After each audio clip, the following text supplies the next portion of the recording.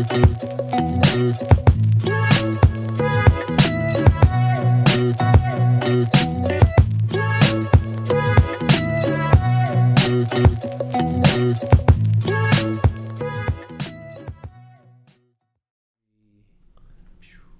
bing, bada boom. Hello. Welcome back. If you're new here, good to see you. Yeah, and if you're not, welcome back. What's it been, like a few months? It's been since July, I think. Yeah, I think that's pretty much honestly what we've averaged between episodes.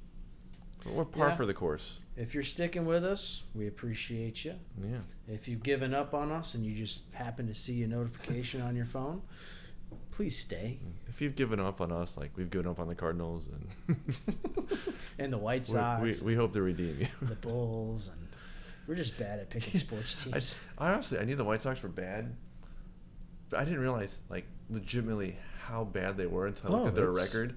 Oh like, God, yeah. They're legitimately going to lose 120 games. Like, legitimately. Yesterday, I have a few stories from my tournament yesterday. So I was sitting on this bench watching a few of my athletes. And your athletes? Yeah. Do you own them? Oh, yeah, my athletes.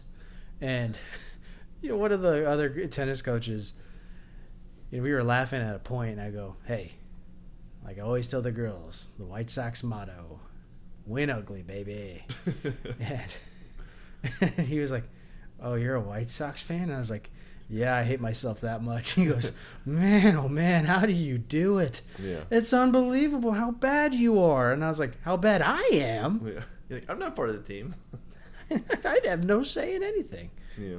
But and then earlier in the day, we were standing at the tent, and this girl is like, it's like the tennis courts are on like this hill. Yeah. And you have to go down in order to.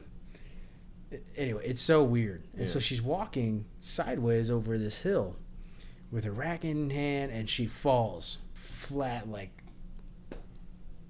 Yeah. So funny. And the first thing she says is, "Oh no, my aura." You know, you should have yelled out. No cap. No, on God. Skibbity Riz, bud. You must have that Ohio Riz.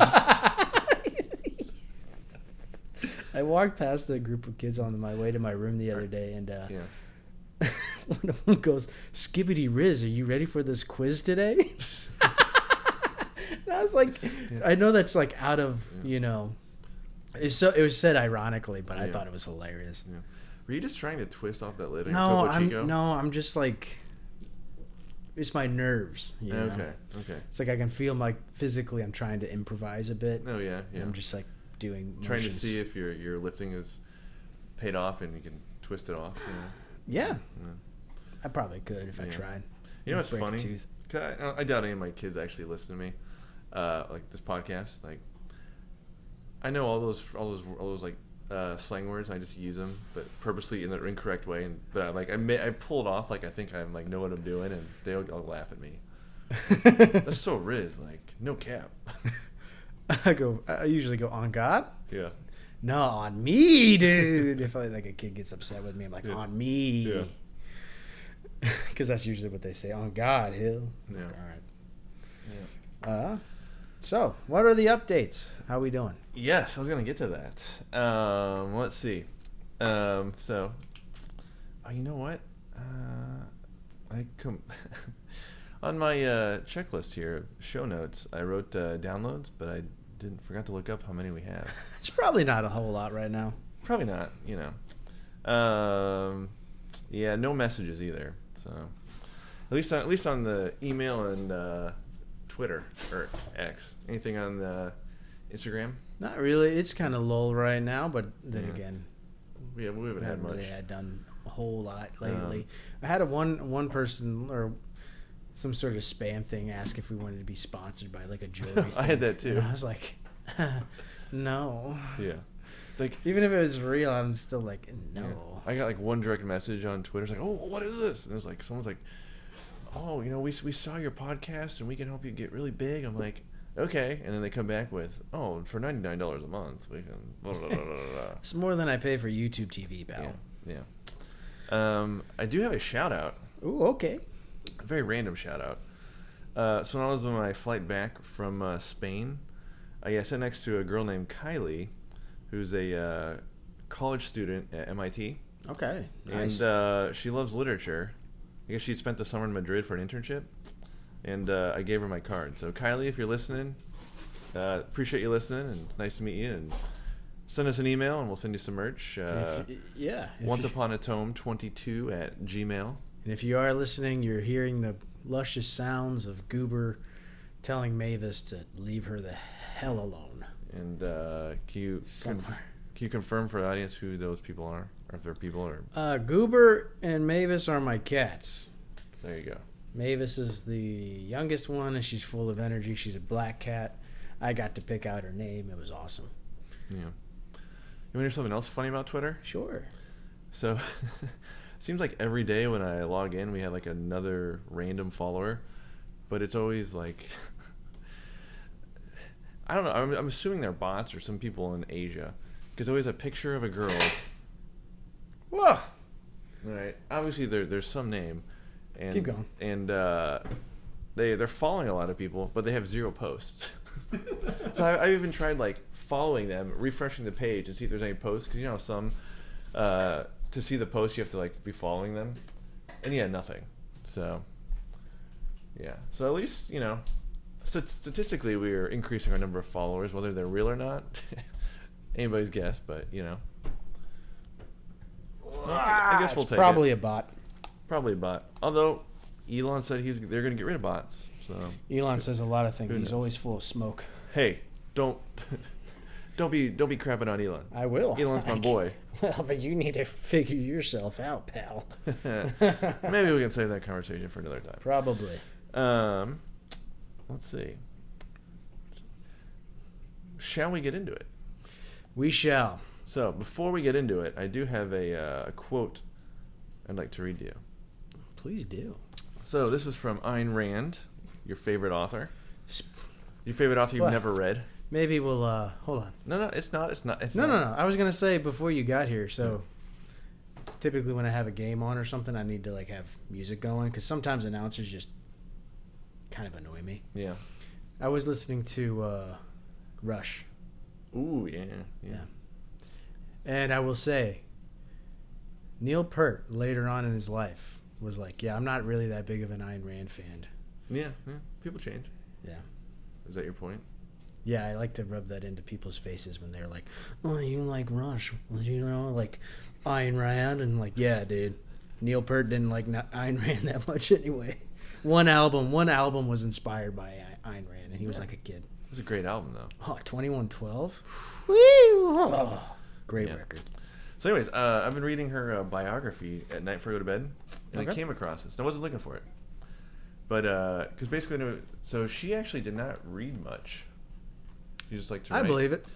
But so basically, it was talking about how she's very particular about what she read, and so she commented on Magic Mountain. She goes, "Quote, it's a pretentious piece of nothing at all. I remember only dry catalog-like descriptions of precisely how tuberculosis patients were put to bed on the veranda, and pointless conversations about the meaning of life." They did, baby. Ayn Rand and I Yeah. seeing eye to eye. Yeah.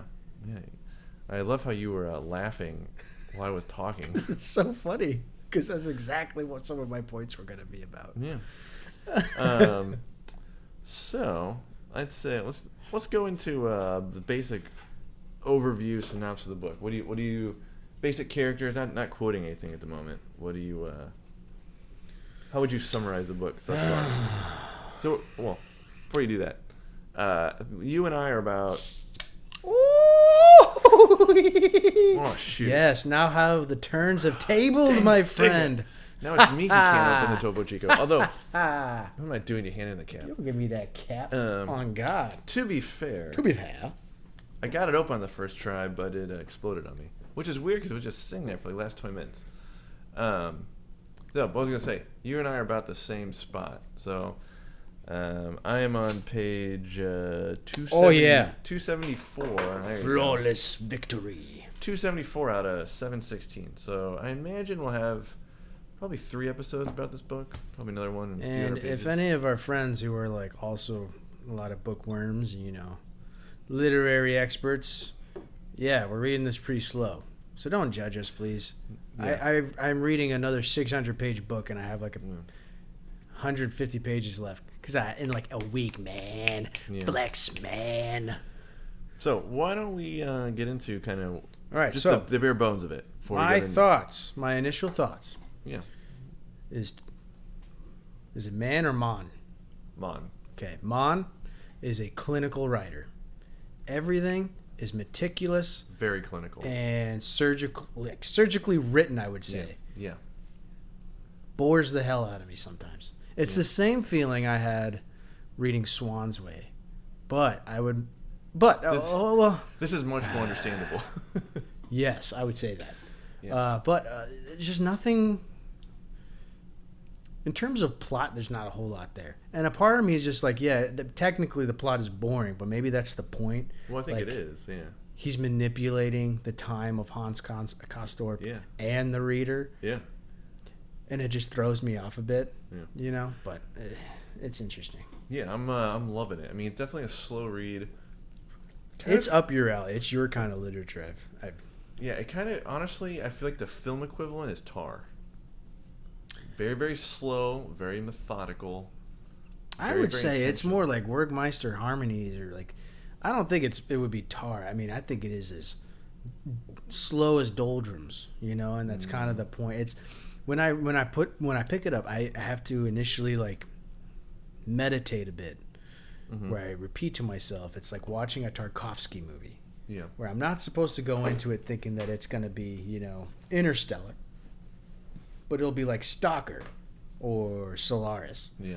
Where it's just imagery, life happening before your eyes. And maybe there's a slight spiritual element lingering everywhere. And there's, there's definitely that, Right now, the only character that I genuinely really like is Settembrini. Yeah. Anytime he's in a scene, I love it because he's a humanist.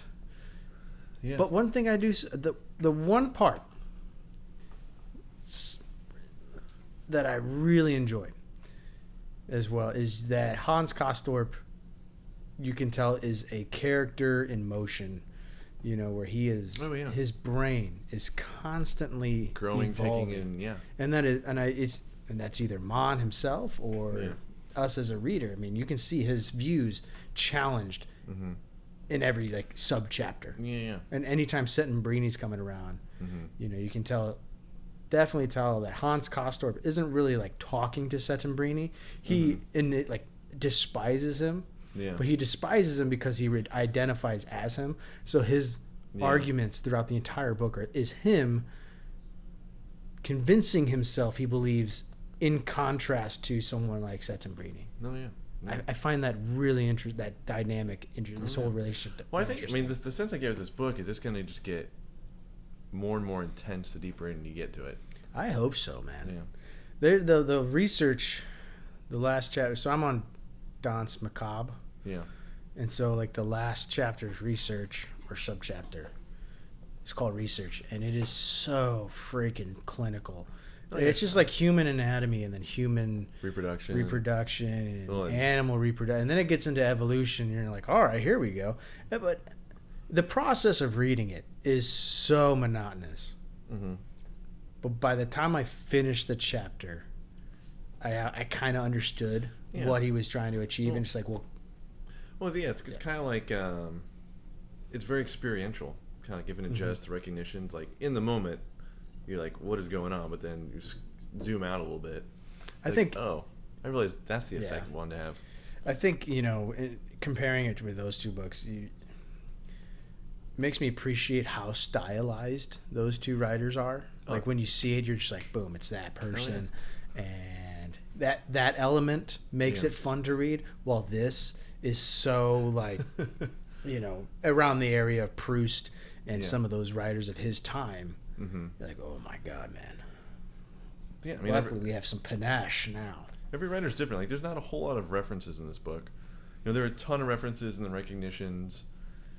Definitely a lot on Infinite Jest. I mean, not as many literary references. Pop culture references, I would say, yeah. lowbrow. That's the beautiful thing about Wallace is that he, I think, encapsulates this dichotomy of highbrow, lowbrow, like thought, and I adore that of him. You know what connection I made in my head? Tell me if you agree with me or not. Mm-hmm. David Foster Wallace, at least in Infinite Jest, is like a highbrow Charles Bukowski. I agree. Yeah. I agree.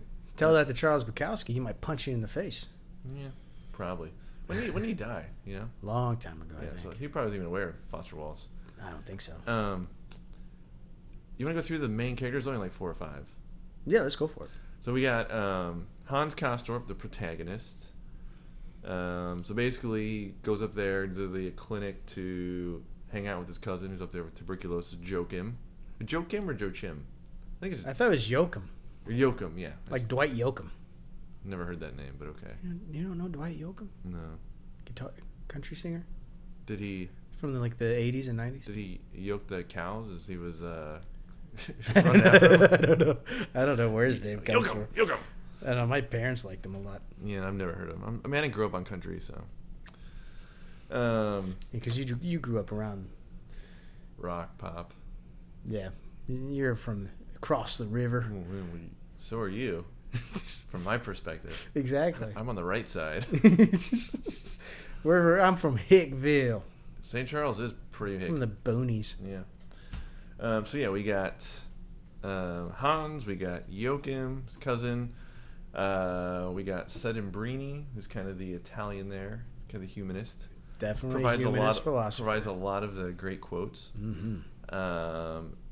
To a lesser extent, just slowly getting to know. We got Frau Schochat, who's kind of Hans's love interest right now? Love interest, yeah. And then we got Herr Hofrat, one of the doctors. And Baron. Did you say Baron? Dr. Baron? I did not. It's Hofrat. So yeah, Baron Hofrat. Yeah. Yeah, the 2 doctors. Herr Hofrat. Baron's the main one. Yeah, Hofrat's the one who paints. Yes. No, Yeah. Baron's the one that paints. Sure. I don't. 100%. Okay. Because remember, Hans Castorp was insanely jealous that he gets to paint Frau Schochat. Yeah, when I wrote that quote down, I have Herr Hofrat. Maybe it's a different. Maybe we just have different translations. They're not going to translate the names differently. They could. Who But knows? whatever. Anyways, they're doctors. Any other main characters you can think of? Nope. Everyone else is inconsequential as far as I'm concerned. Basically, if you're listening and are not currently reading it, takes place at a sanitarium up in the Alps. So people go there for tuberculosis, and they seem to always get sick when they're up there. Yeah. Welcome home, sanitarium. Yeah. You know who that is? You should. Wait. That's a song, right? Uh-huh. Pixies? No. Same genre? No. Well, a different subgenre of a genre.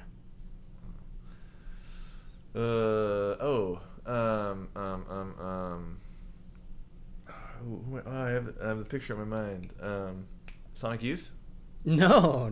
Who is it? Metallica. From Master of Puppets. Oh, really? It's a great song. So everyone, it's clear that everyone has tuberculosis. Most people have tuberculosis. Yeah. Like when he first initially gets there, he's walking that path. Yeah. And he runs into that group of like women just walking around outside. Yeah, it's a group of people, and they have like this lung thing on them. Yeah. And it scares him completely. Yeah. So it's like, oh yeah, I guess everyone has tuberculosis. But does he? Does he? I don't think he does. I think what he suffers from is immense panic attacks. From what I don't know if we know. He's got something though, because every time he gets ready to leave, his fever goes up. I think he's afraid of death because they keep talking about his experience with his grandpa, and anytime he thinks deeply about dying, he is completely he shuts down emotionally, and I think that's when he gets his first temperature to rise. Yeah, and then he's like, "Oh, you got to stay here." So I think his is purely psychological. Yeah, purely psychosomatic. Yeah, psychosomatic. Busting That boy out. needs therapy. Yeah. Shout out to Well, what's funny is they always reference quote The Cure. It's almost like a cult-like. Yeah, well, did you ever see the movie A Cure for Wellness with Dane DeHaan? Did not know. Came out when I was in film school. I had a buddy who went and saw it, said it was going to be a cult classic. No one's talked about it, but that movie was influenced by this book. Oh yeah. And I made that connection real quick. Okay. Shout out to my buddy. He thought it was going to be a cult classic. I'm not dissing you, pal. Yeah, very well could be. It could be a very a cult classic among like 5 people. It has what's her face? It was one of her first movies, about popular movies. Well, what year did it come out? She was in. It's Maxine. Why am I blanking on her name? What else has she been in? Maxine X Pearl. Oh, Shia LaBeouf's wife. Yeah. Mia Goth. Goth. Yep. Yep. Brain delusion. Yeah. Couldn't get it. Great actors. Yeah.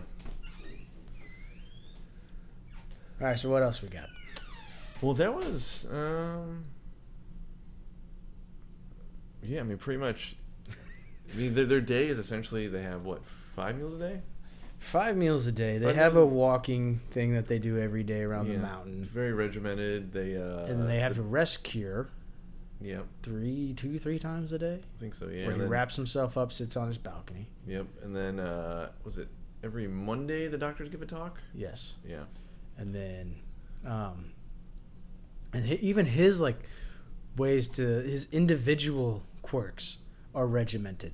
Like even when he eats, he has to have like a dark porter. Yeah. And then he has to have a cigar. He has to have that stogie. And when he first gets there, he hates it. Yeah. What are they called? The Marias. Yeah, his Marias. It's great.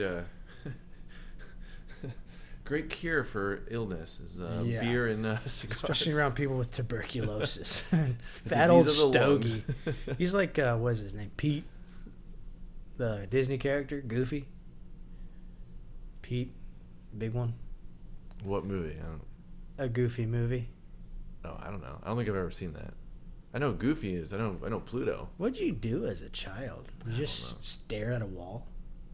I stared at a wall, played baseball. Played basketball in the mini basketball in my basement. I don't know. Did you not have those cool VHS sets of Disney movies? We did, and we didn't have the Goofy movie though. I think we had. It's a shame. What do we have?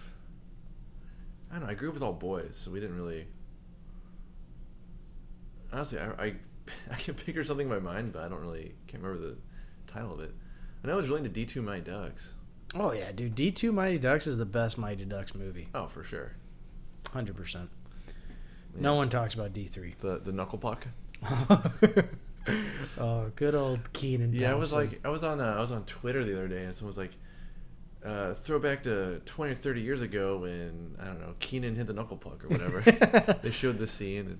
I think our last snow day we had the past year. Yeah. I stayed up because it was one of those late ones. Yeah. I just watched D2. I was like, it was a blizzard too. It was weird. Yeah. So plot wise, there's not a whole lot there. Not as of yet, no. But in terms of philosophy, there's a ton. Oh, and I got it's so dense. So I don't know how many quotes you have, but I have a zillion, and I've divided them up into 1, 2, 6, 10 different themes. So no, do you want me to? You're gonna have to lead this because I only have one quote so far. Sounds good. I am totally down to lead it. You know why I'm down to lead? Because I've done Leader in Me. Oh, someone loves their job. Well, we're kind of forced to do it. If you're, I'm familiar with that, guys. It's a Franklin Covey thing that we're mandated to do as a district. So, are you ready for this? Let's do it. So the first theme, very existential one. Love it. About, take a guess. You just mentioned it. Death. So,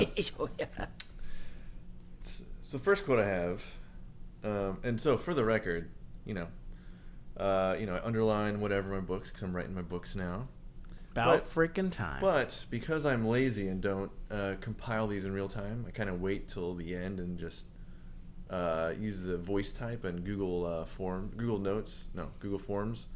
to just have it the computer automatically, write it down, and so I don't have any page numbers for this. That's okay. We'll get better. The first one says, in one aspect, death was a holy, a pensive, a spiritual state possessed of a certain mournful beauty. In another, it was quite different. It was precisely the opposite. It was very physical. It was material. It could not possibly be called either holy or pensive or beautiful, not even mournful. I think that's one of them. Maybe I highlighted that one. Yeah.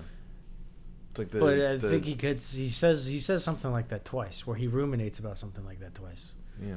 On himself, like it's a narration. Yeah, it's like on. That's another thing. Hold on, the narration in this throws me off. Really? It's so omniscient, but he addresses the reader himself in certain ways. Well, for me at least, it's interesting. I'm able to follow it a lot more clearly than I was David Copperfield.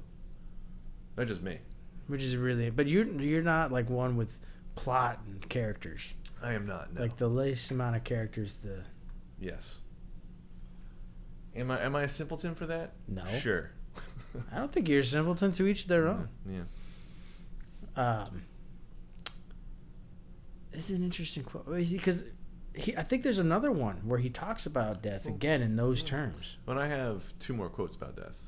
Let's go at it. We'll lump all of these together. Okay.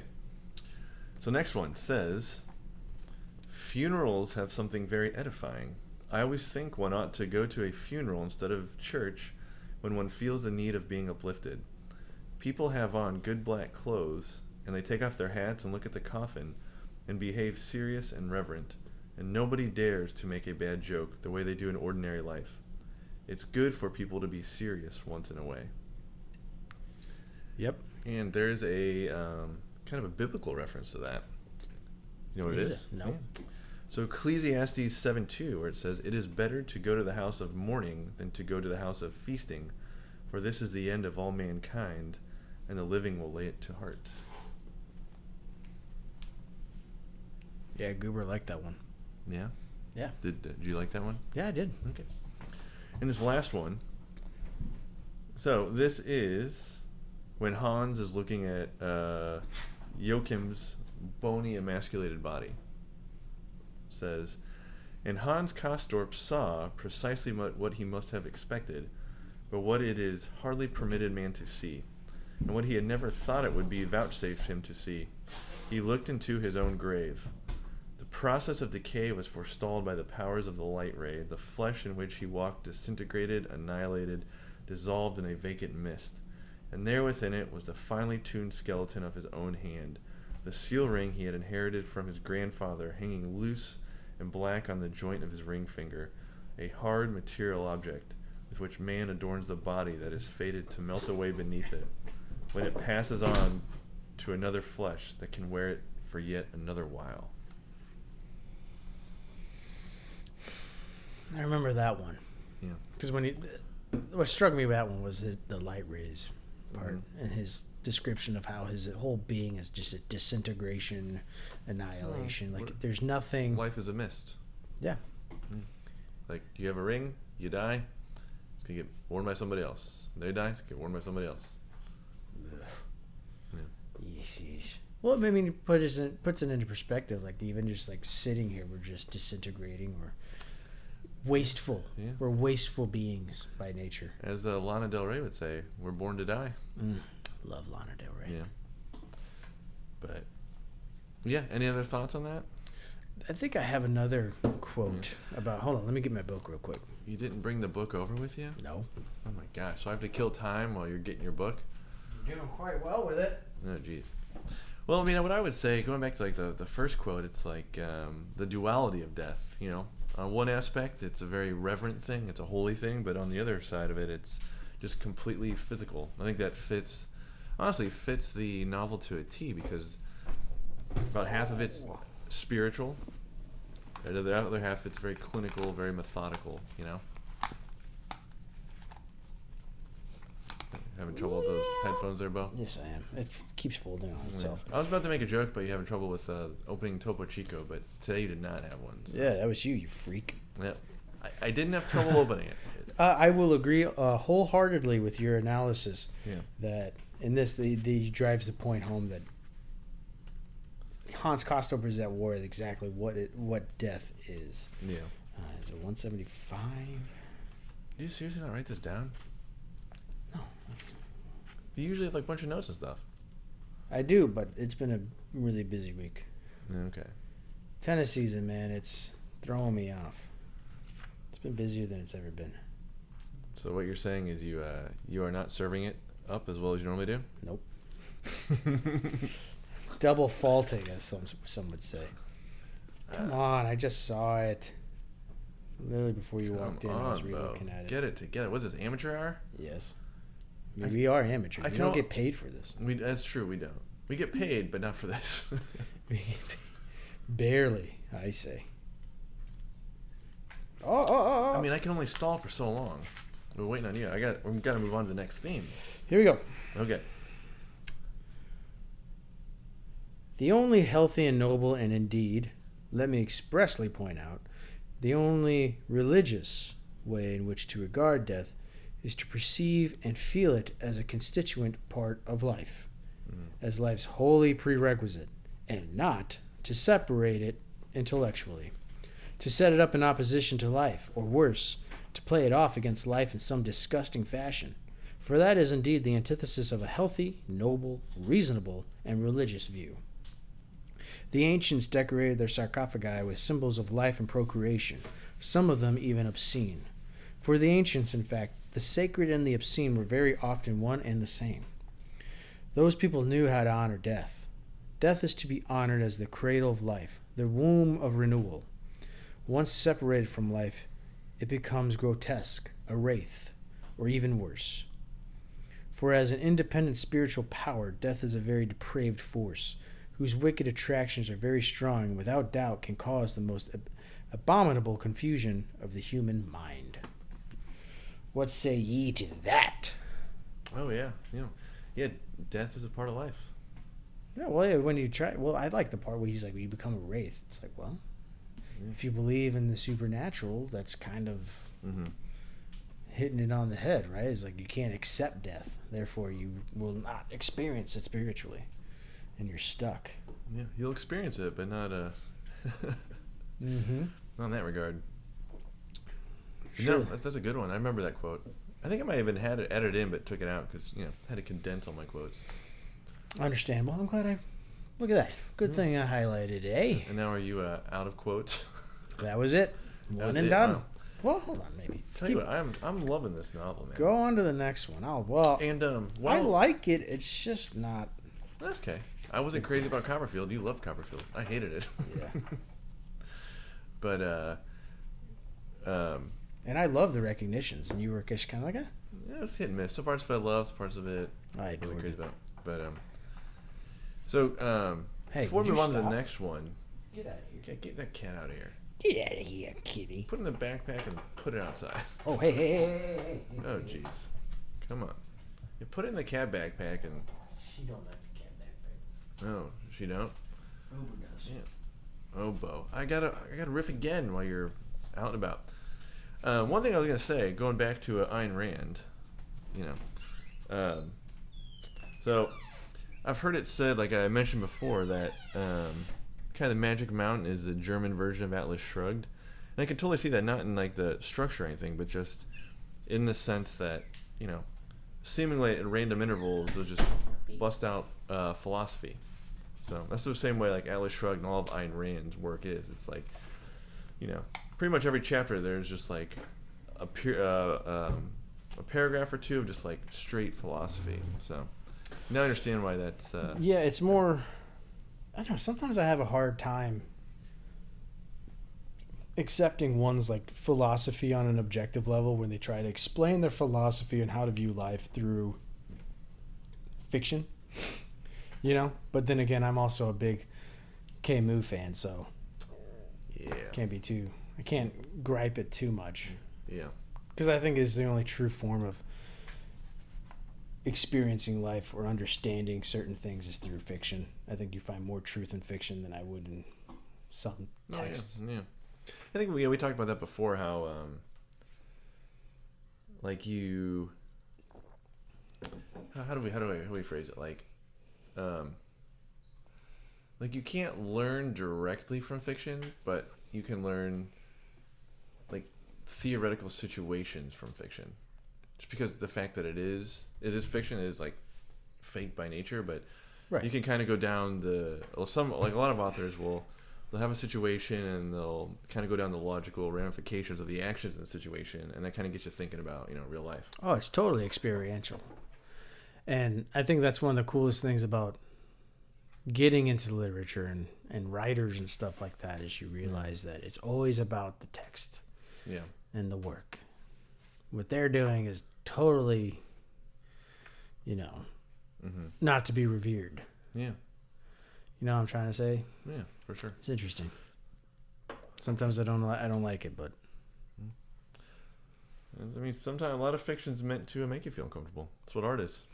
transgression, man. I respect it, and then once I finally get the heebie-jeebies, the urge to I'm like psyching myself up, like, yes, let's finally read Crash, and then I start. I'm like, no, back on the bookshelf.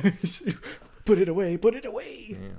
But I'm also like I'm more queasier than I ever thought I was. Like I never realized like certain movies or books and stuff like that.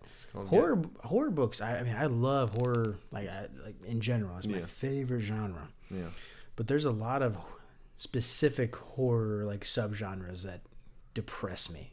Yeah. And makes me feel like I'm sick. Like physically, I'm having a Castorpian moment, where I get like I trick myself out. It's like an invasion of your own mind. Well, maybe you need to go over to Europe and go to one of the sanatoriums in the Alps. That rest cure. Oh, maybe. I gotta get my passport first. That's true, and you have to overcome your fear of flying to get on the plane. It's a lot of flying, man. Yeah. All right, ready to get to the main theme? We shall. So the main theme, I think you would agree, is time, right? Would you agree? Complete manipulation of time. All right, so the manipulation and the relativity of it. So this quote says, "Great spaces of time past and unbroken uniformity tend to shrink together in a way to make the heart stop beating for fear. When one day is like all the others, then they are all like one. Complete uniformity would make the longest life seem short, and as though it had stolen away from us unawares. Habituation is a falling asleep or fatiguing of the sense of time, which explains why young years pass slowly, while later life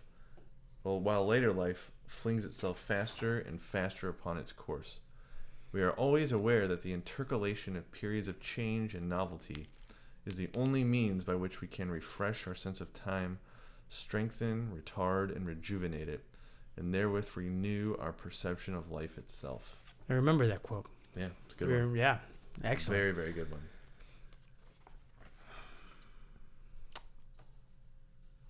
Well. Let me visualize it. You mind if I? Yeah. No, basically, it's saying what we've all known is, time just goes faster the older you get. Oh yeah. There's the very bottom one there. Going to the next page. I get you. I see it. Yeah. I mean, isn't that what he's longing for? I mean, why? When does he get to the sanitarium? When he is supposed to start his adult life, right? Yeah, because he just finished shipbuilding so school he is the noble engineer. Yeah. Right. Seth Brady calls him the noble engineer. His doctor said he needed like 3 weeks up there to kind of reset. Yeah, exactly. So he's longing for uniformity. He's not only longing for it in his day-to-day, right? Because even his inhibitions and the things that he, to express himself are monotonous. Yeah. But he wants that throughout. Craving it. Mm-hmm. Yeah. And even his own thoughts. Yeah. He can't have a dualistic thought. No. It has to be. And when he does, he shuts down a bit. And it's the narrator that kind of takes that philosophical quandary, and then we come back to him, and he's just sitting in his rest cure. Yeah. Oh, chills, man. I think I'm just figuring some stuff out. Well, I think that's human nature. I mean, more often than not, most humans, I feel like when they have dueling conceptions of something, they just shut down. Oh, absolutely. I do that all the time. Related to that quote, and this one, many false conceptions are held concerning the nature of tedium. In general, it is thought that the interestingness and novelty of the time content are what, quote, makes the time pass, that is to say, shorten it, whereas monotony and emptiness check and restrain its flow. Check and restrain. So basically, what that's saying is, essentially the equivalent of time flies when you're having fun, but when you're absolutely bored, it seems like it goes on forever. Oh, absolutely. You know, when you can get your mind to not focus, the hardest minute to get through is the one that you're aware of, right? No, yeah. Right before the end of the bell, 2:14, the longest minute of everyone's day. Oh my gosh. Yes. You know what the shortest minute is? 7:10. Well, it's 5 minutes, but it's 7:14. Yeah. 7:15 because oh shoot, I gotta go teach now. Teach these. How do I reach these kids? All right. Ready for the next one? Oh yeah. This is a bit of a longer one, but just pretty good. It says, one might say that he spent the week in waiting for the next week's delivery. And waiting means hurrying on ahead. It means regarding time and the present moment not as a boon, but an obstruction. It means making their actual content null and void by mentally overleaping them. Waiting, we say, is long. We might just as well, or more accurately, say it is short, since it consumes whole spaces of time without our living them or making any use of them as such. We may compare him who lives on expectation to a greedy man, whose digestive apparatus works through quantities of food without converting it into anything of value or nourishment to his system. We might almost go so far as to say that, as undigested food makes no man stronger, so time spent in waiting makes him no older. But in practice, of course, there's hardly such a thing as pure and unadulterated waiting.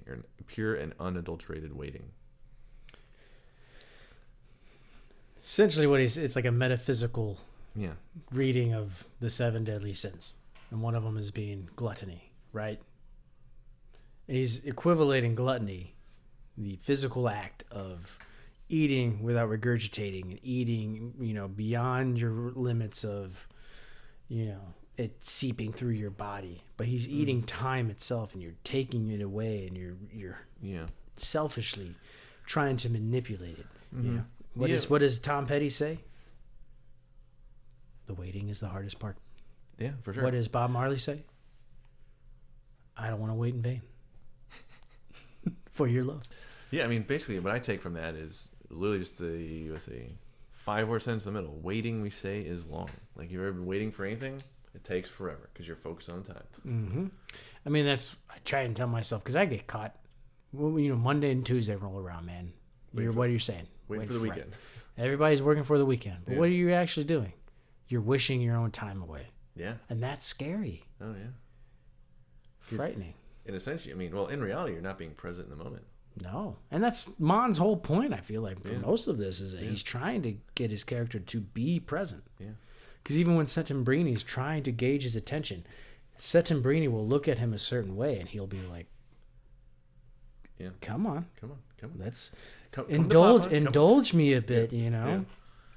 And that's why I think he likes Hans Castorp, but it's like when an adult likes, it's like mentoring a kid. Mentoring somebody. And you're like, your thoughts, oh, that's cute. Yeah. Like Settembrini understands the reality of certain things, while Castorp is... Well, it's like, Settembrini, regardless of the actual reality of things, Settembrini at least comes off as having studied the world, whereas Castorp is a simpleton. Yes. Yes. So whether or not Hans is actually more intellectual than we think, the way he's portrayed is a simpleton. Mm-hmm. He's pretentious. He wants to be... I wouldn't say he's pretentious. I would. Yeah. Certain regards, yes. Anytime he doesn't respect Settembrini as a philosopher. He tries anything he can to, prove him wrong. But then he ends up proving himself wrong. Yeah. All right. Shall we move on to the next one? Absolutely. So the next section of quotes I have is regarding the body and soul connection. I have 2 of them. Oh, yeah. So the first one is pretty deep. It is disturbing and unpleasant to have the body act as though it had no connection with the soul. Well, yeah. Well, what is Mon saying there? There's 2 people. Every person is a duality of himself. Yeah. You have your physical nature, and then you have your spiritual nature. Yeah, your mental nature. Which I think at the time, because, in our intro we talked about how, Freud was getting really big. And so the mind was, psychology was just coming about. Yeah. And so there was this belief, which still exists to this day. It's more in certain camps, but whereas the idea that the mind is separate from the soul, spirit is separate. Excuse me, the mind is separate from the body. It's very Jungian. Yeah, I feel like more in terms of psychology than it is Freudian. Freudian is, I don't know, too cocaine laden. You know what I mean? Doesn't apply to this. And Freud was pretty much everything's about sex. So yeah, disproven on all levels. Did I ever tell you? So I have like Freud's interpretation of dreams. It's on my bookshelf. And even though I know it would, it's all about how every one of our dreams is about sex, and it's largely been disproved. I still want to read it. I will at some point, just because it's so influential. I mean, his mind was so amazing to probably be around. There's a lot of truth to what Freud's saying, but like the id, the super ego, whatever, all that kind of stuff. I mean, that's interesting, and some of that holds up. But I think he was. And granted, I haven't read a whole lot of psychology, philosophy, but I think he was one of the first ones where, regardless of if you agree with what he says, at the very least, you have to agree that our subconscious manifests itself in certain ways. And I think he was one of the first ones that really brought that to the forefront. Yeah, I would. Oh, absolutely. Yeah. Has to be. But that's an interesting, that's the shortest quote you've said so far, but it's the most true, I would say, you know. Well, it's succinct. Mm-hmm. Ready for the next one? Yeah. Yes, I am. A soul without a body is as inhuman and horrible as a body without a soul. I remember this one, yep. Though the latter is the rule and the former the exception, it is the body, as a rule, which flourishes exceedingly, which draws everything to itself, which usurps the predominant place, and lives repulsively emancipated from the soul. A human being who is first of all an invalid is all body. Therein lies his inhumanity and his debasement. In most cases, he is little better than a carcass. I remember that quote because when he says debasement, as Frank Black, I go, debaser! No, I mean, that's what exactly makes man himself, right? What separates man from beast? Consciousness and spirit. So what is the first thing that? So okay, Genesis, right? Mm-hmm. By far, my favorite book. Of the Bible. You still gotta come to church with me, like you said. Yeah. But I think Genesis is totally misunderstood on a wide margin. There's a lot of phonetically or structurally speaking, it's not like a straightforward, literate, telling of a historical event, right? But it's a beautifully written, message about like this is the essence of being a human. The first thing that happens to Adam is the breath of life goes. That's like a soul type experience. And that's what that quote kind of reminds, sets in my brain is like, that image. This is what it's the separation of God breathing life into him. Yeah, and we are one with nature and yet apart from nature. I think about that constantly, that whole concept. Yeah. So is man a spiritual being by nature, or is he a physical man who is aware of his surroundings to a scientific level? Like, is life to be measured out, or is life to be experienced? Probably both. Both. Yeah. I think that's what Mon's getting at. I think maybe one of the themes of this book is that we have this duality, but man tries to separate them, when in reality they're intertwined. Yeah. Mm-hmm. Absolutely. Yeah. You can read Stephen Hawking or Carl Sagan and still enjoy art. That you can. Yeah. Some people like to say, "Oh, well, I'm into physics, so I can't experience anything else other than the scientific, method." I'm a scientist. I just like to read numbers and that's chemicals. Not a gripe at like intelligentsia or like we're not like we're very academic guys, but like it's interesting. You can be too much of one both. thing. Yeah. Exactly. Too much. You need balance in life. It's my philosophy. It's like the Force. The Force. All right. So my next section, I got 2 quotes again on disease. This book is all about tuberculosis. This book makes me want to sanitize my hands for hours. So, I have the subtitle, The Rebuttal of the Elevation of Suffering. This is a Settembrini quote. He says, quote, "Disease has nothing refined about it, nothing dignified. Such a conception is in itself pathological, or at least tends in that direction. Perhaps I best arouse your mistrust of it if I tell you how ancient and ugly this conception is. It comes down to us from a past seething with superstition, in which the idea of humanity degenerated and deteriorated into sheer caricature, a past full of tears, in which well-being and harmony were regarded as suspect and emanating from the devil, whereas infirmity was equivalent to a free pass to heaven." Your thoughts? I remember this quote. It's one of those ones where like I can't remember it verbatim. Yeah, but remember the idea of it. Yes, because what is the concept of disease and sickness, right? Settembrini has tuberculosis. Like he understands his body is breaking down, but he's trying to separate his mind and his soul from the physical breaking down of his body. So, like, what does it mean to be sick? Is it a completely psychological experience? There was the idea going... just your metabolism just firing on cylinders, you know? But well, I mean, there was the idea going around at the time, and, you know, it's expressed in the book that disease is completely psychological. Like, if you're sick, it's because there's something mentally wrong with you. Yeah, I mean, but and then I'm trying to figure out like exactly what kind of sickness are they talking about. Like tuberculosis is different than what kind of other sickness some people would posit for that argument, you know. But I'm just saying historically, that's what that argument did exist. Oh yeah, absolutely. So like, I mean, when I'm physically sick, like ill, right? Yeah. Because that's where my brain goes. Is he trying to describe an illness, like a physical illness of the body? Like once you're aware that you're sick, you kind of convince your brain, I'm sick, and that's the only thing you focus on. You get worse and worse.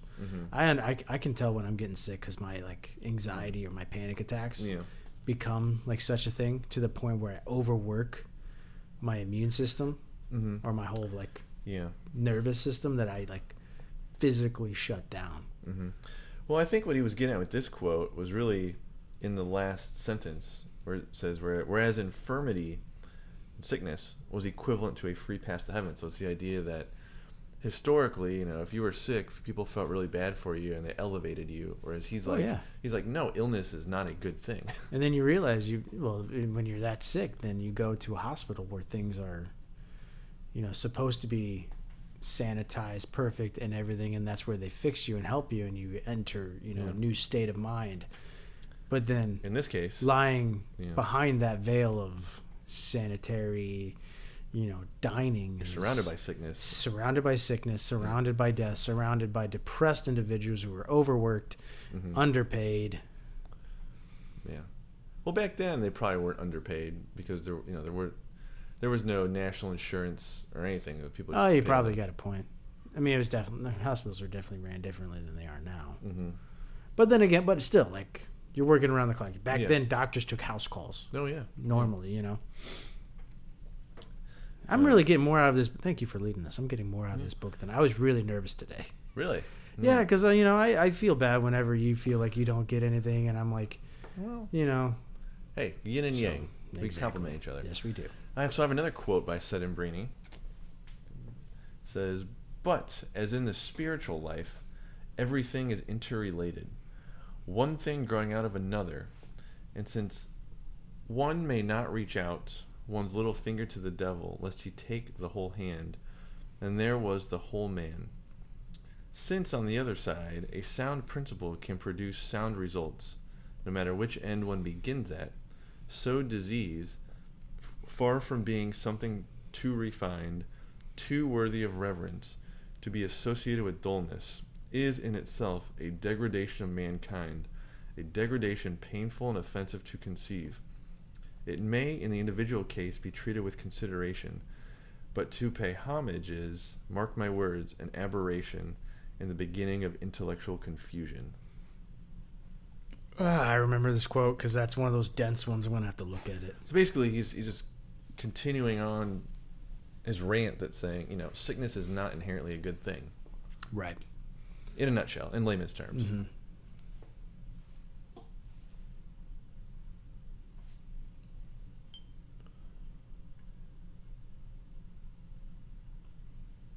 Yeah, it's so dense. Yeah. But then again, I don't really have much to riff off of because it's pretty much self-explanatory. Yeah, you have the figure as the devil, which is one of my favorite literary type, things to. It's just such a wonderful image. Yeah. You kind of get the sense of what you're at war with here. Yeah. Ready for the next one? Yeah. So the next theme I have, actually, it's a sub a sub theme regarding a illness. thumb theme. A thumb theme.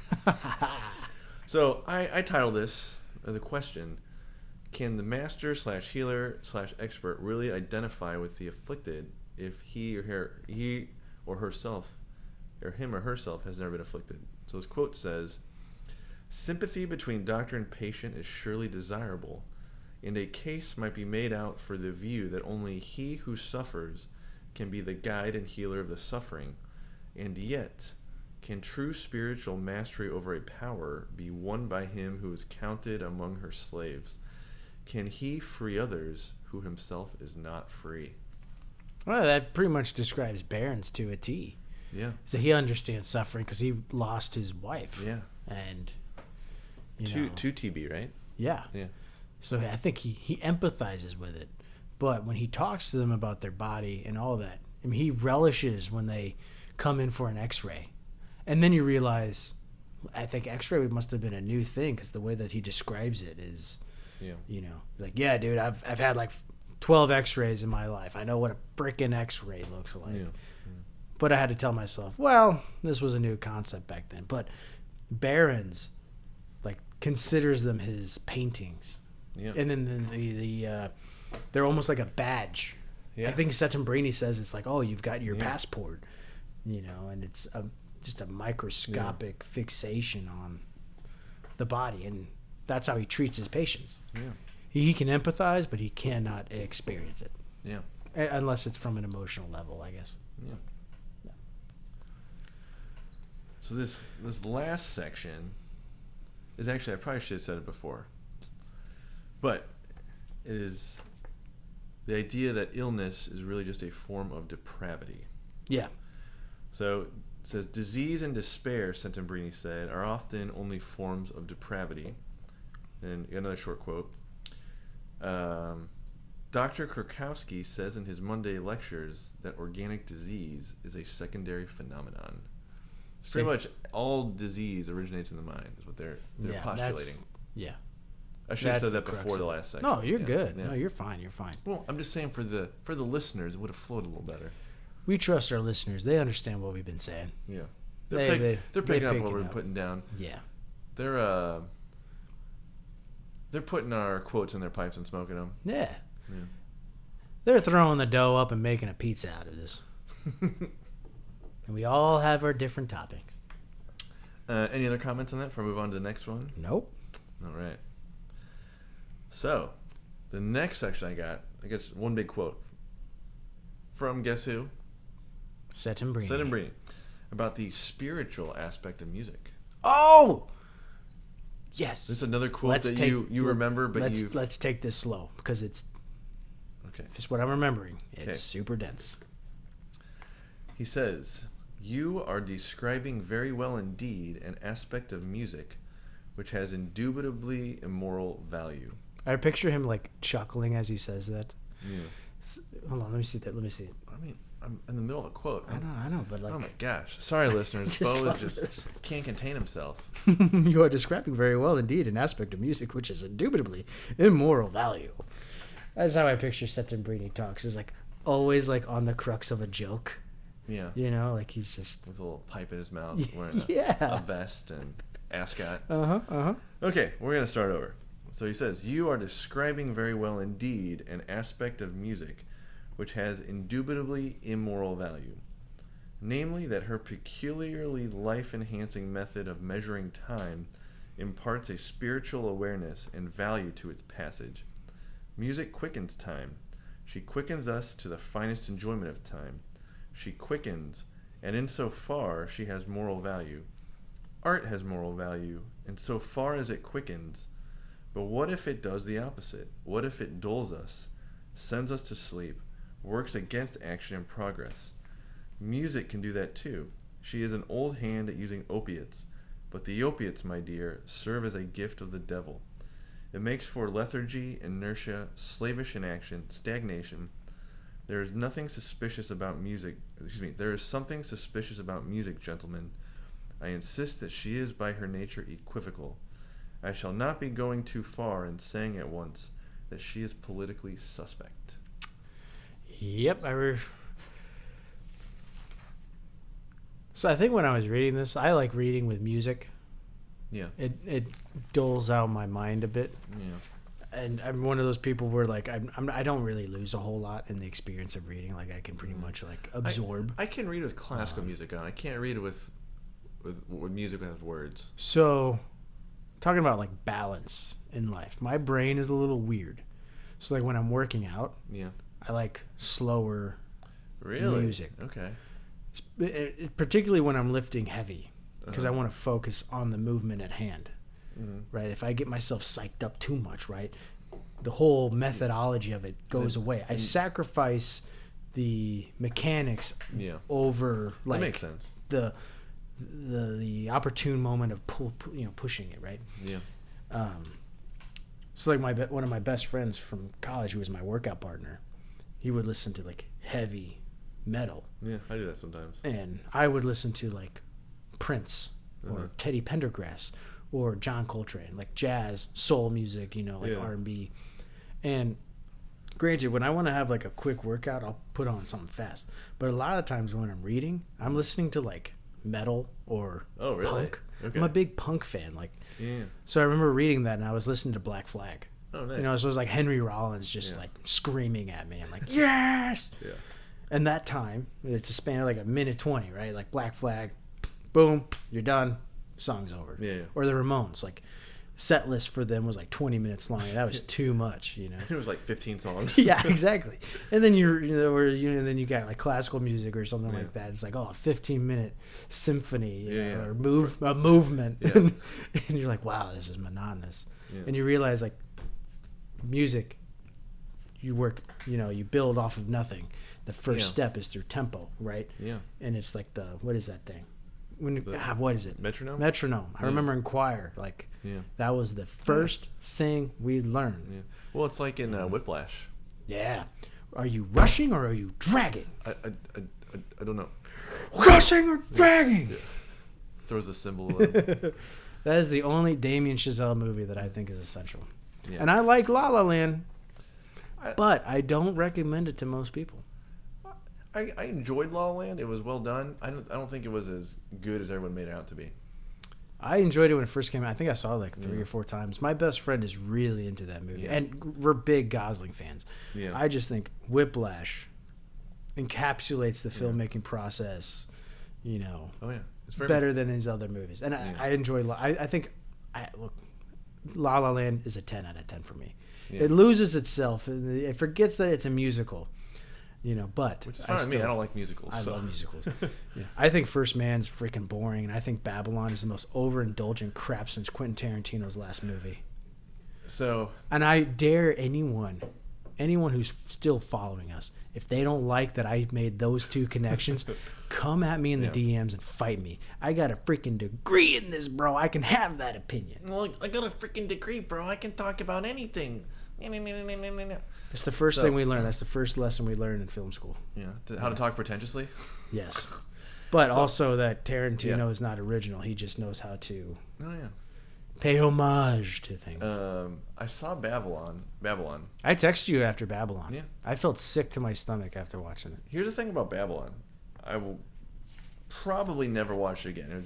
But I think what it did a great job of being over the top was creating the atmosphere that it was really over the top during that period in time, and those parties were absolutely ridiculous. I mean, I would rather see a Chazelle directed adaptation of Gatsby than Baz Luhrmann. Yeah. And saying that, I don't like Baz Luhrmann. I don't like any Baz Luhrmann.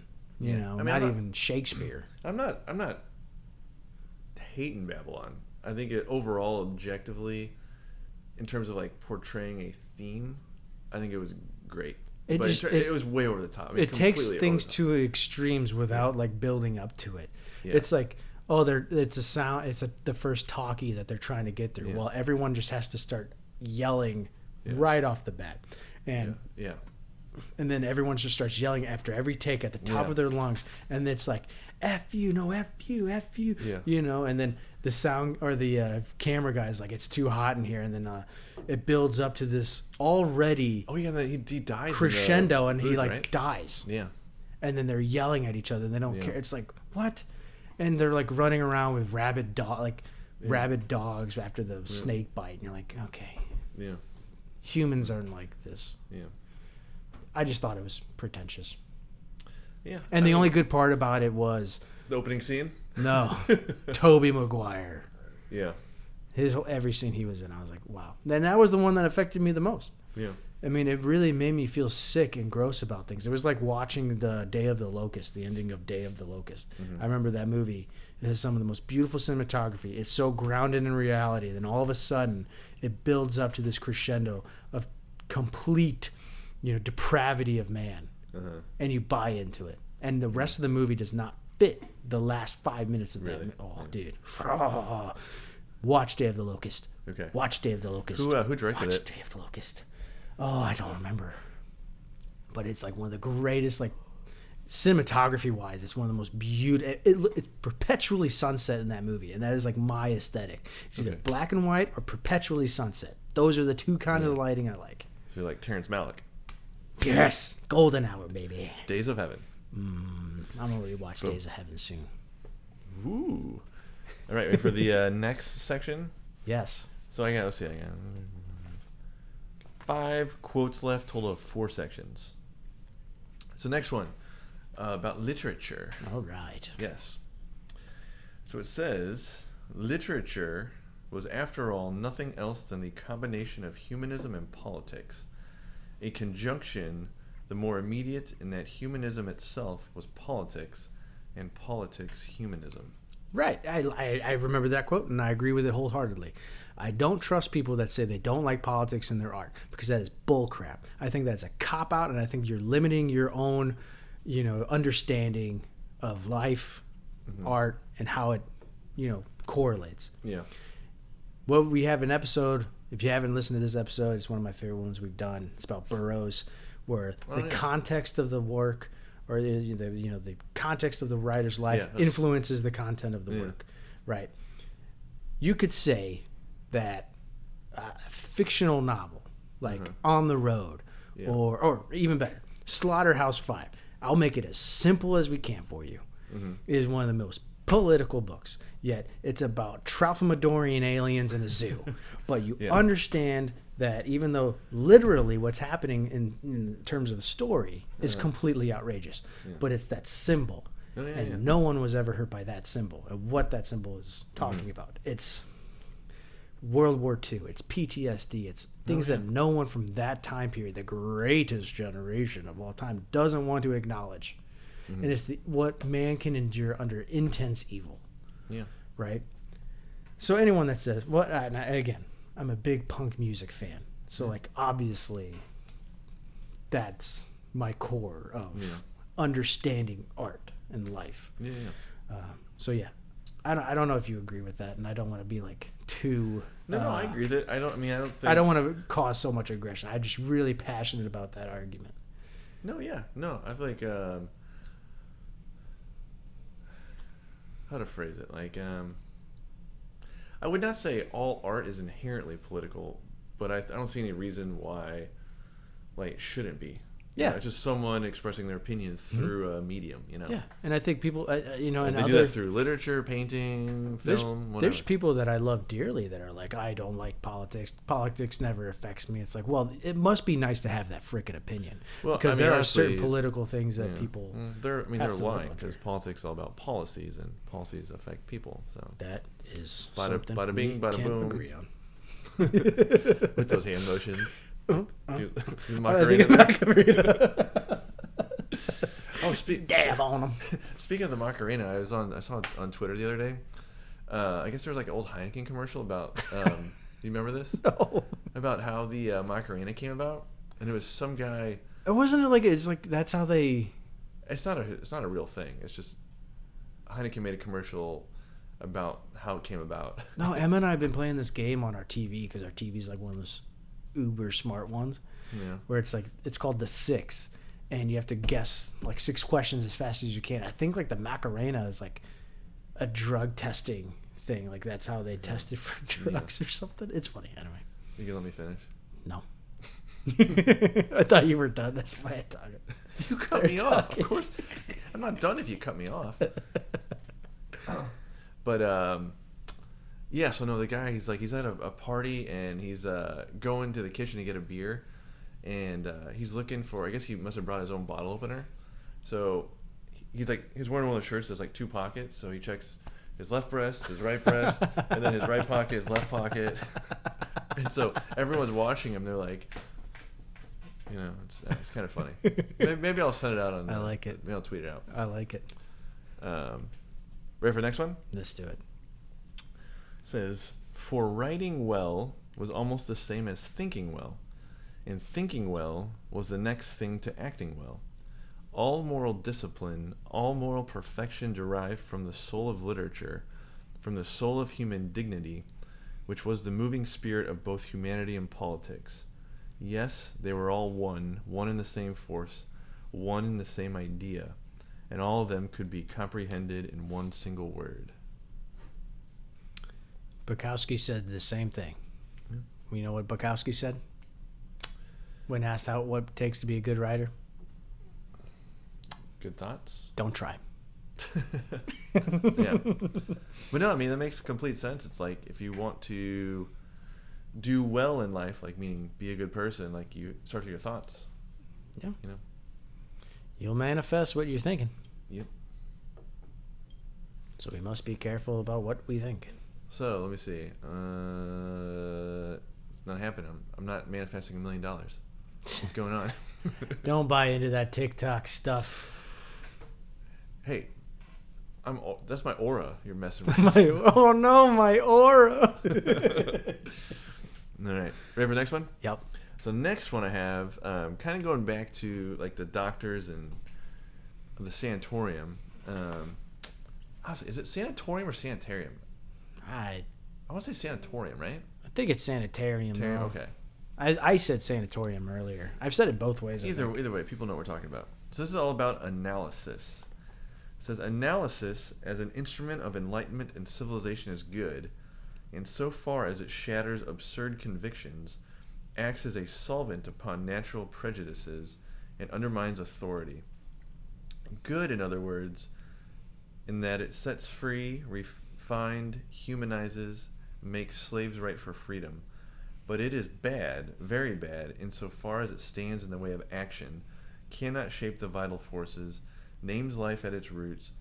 Analysis can be a very unappetizing affair, as much so as death, with which it may well be long allied to the grave and its unsavory anatomy. Boy, that's a dense one. Do you want me to sum it up? Please do. Basically, like an analysis in of itself can't really do anything. Like it helps solve problems, but if all you do is analyze things without the action, it's moot. Worthless. I love that word. Moot? Yeah. Yeah. That's a fun word. Moot. Moot. Sounds like hoot, woot, toot. Well, I hate that word. What, did you just toot? No. Even saying like the band tits, I have to say tits in the madles, not toots in the madles. It's tits in the madles. Okay. But yeah, no, it's, analysis is just that. It's good for figuring out solutions, but if those solutions don't get implemented, then what's the point? Mm-hmm. Yep, I agree. Let's go on to the next one. Okay. Got 2 left. All right. So this one is actually very Randian. All right. All right. I didn't say it like that. Yeah. All right. So this is said in Brini. He goes, but there is one power, one principle, which commands my deepest assent, my highest and fullest allegiance and love. And this power, this principle, is the intellect. That was all what Ayn Rand was about. Objectivism is all about the power of the mind. Yep. And what you can do to manipulate others with that mind. You have not read Rand, so you cannot comment on that. Okay. Can't comment unless you've read it. But, I mean, with that, I think you would agree with that statement, right? Yeah, sure. It doesn't sound convincing. I do. Yeah, I do. I'm Mickey Mouse now. Look at me. Yeah, I do. I don't know have anything else to riff off of. You don't really sound very authentic with that, but I'll take your word for it. All right, you ready for the last quote? It's kind of a longest one. All right. Oh my gosh, I just saw the other part of your page, the back side of your page. Is that it? That's it. Oh, okay. It's the last one, though. Let's go. Hey, Mizzou one. Are you getting a little restless there, Bo? I thought you were enjoying this. No, I am. Okay. I just see the doldrums of that quote. Yeah. Hey, this isn't Proust. It's understandable. True. So, this was Herr Hofrath, the doctor, with regards to his paintings. Maybe it was Behrens. I had Hofrath. You think it's Behrens, but regardless. He writes, he says, what is the main concern of the study of medicine? I know nothing about it, of course, but after all, isn't its main concern with human beings? In jurisprudence, making laws, pronouncing judgment. Its main concern is with human beings too. In philology, which is nearly always bound up with the profession of pedagogy. In theology, with the care of souls, the office of spiritual shepherd. All of them have to do with human beings. All of them are degrees of one and the same important, the same fundamental interest, the interest in humanity. In other words, they are the humanistic callings, and if you go in for them, you have to study the ancient languages by way of foundation, for the sake of formal training, as they say. Perhaps you are surprised at my talking about them like that, being only a practical man and on the technical side. But I have been thinking about these questions lately in the rescue, and I find it wonderful. I find it a simply priceless arrangement of things, that the idea of form, of beautiful form, lies at the bottom of every sort of humanistic calling. It gives it such nobility, I think, such a sort of disinterestedness in feeling to, and courtliness. It makes a kind of chivalrous adventure out of it. That is to say, I suppose I am expressing myself very ridiculously, but you can see how the things of the mind and the love of beauty come together, and that they always really have been one and the same. In other words, science and art, and that the calling of being an artist surely belongs with the others as a sort of fifth faculty, because it too is a humanistic calling, a variety of humanistic interests, insofar as its most important theme or concern is with man. If I'm remembering correctly, yeah, that was Behrens. That was when they were in their den talking about his art. Yeah. And I think around that time, he is offended by like what Castorp was saying. I think he realizes that Castorp is just blowing smoke up his butt. Yeah. And he's like offended by that. Yeah. And he's like, "Oh, I've reached my state of melancholia." Yeah. But let's go. He's basically saying, in the humanistic sense, both being a scientist and being an artist, way to go. Both being a scientist and artist have at their root the love of humans, love of mankind. Even though right. Even though I'm hungry. Initially, or from the outset, they look like they're completely different. When you get to the core, they have the humans at heart. Mm-hmm. And I think to Behrens, he was just wanting to paint a picture. I don't think he thought probably too deeply about it. Painting a picture in two ways. Painting portraits and painting a picture, a philosophical picture. Mm-hmm. Yeah. Interesting. So that is all I have. That is all. That's it? It's a lot, yes. It's only been an hour, almost 20 minutes. Yeah.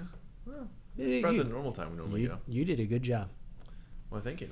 You're welcome. So going forward, we're a little over a third of the way through. Maybe a couple months, shoot for another episode, and then probably have 2 more, you think? Yep, and we're going to put in once we get into the groove of things, tennis is almost over. We'll do brief inquiry into literary relationships. Bring that back again. Maybe a new small series. Who knows? Who knows? Future is unwritten, as Joe Strummer said. Boom. Yep.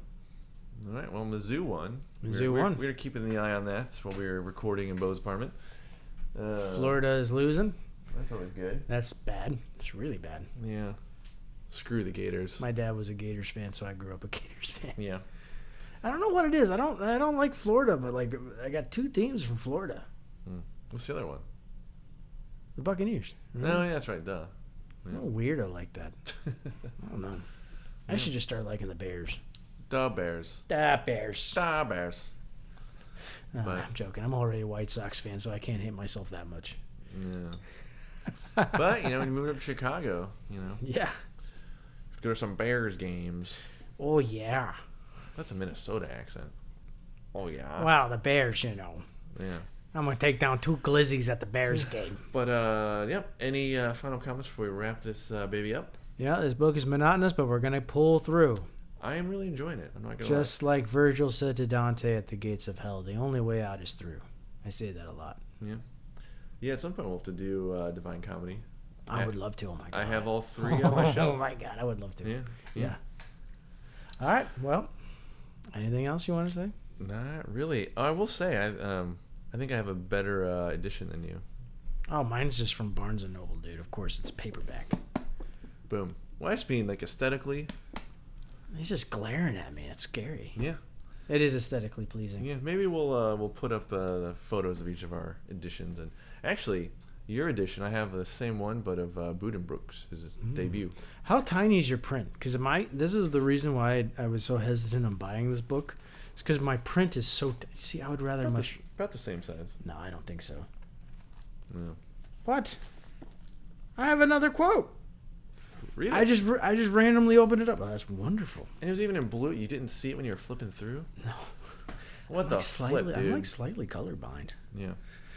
And if we did not previously mention that this was how the long hours had passed so effortlessly for him, it was because we sympathize with the qualms of conscience that accompanied the terrifying bliss of these visions and images. Yes, terror and fear were bound up with them.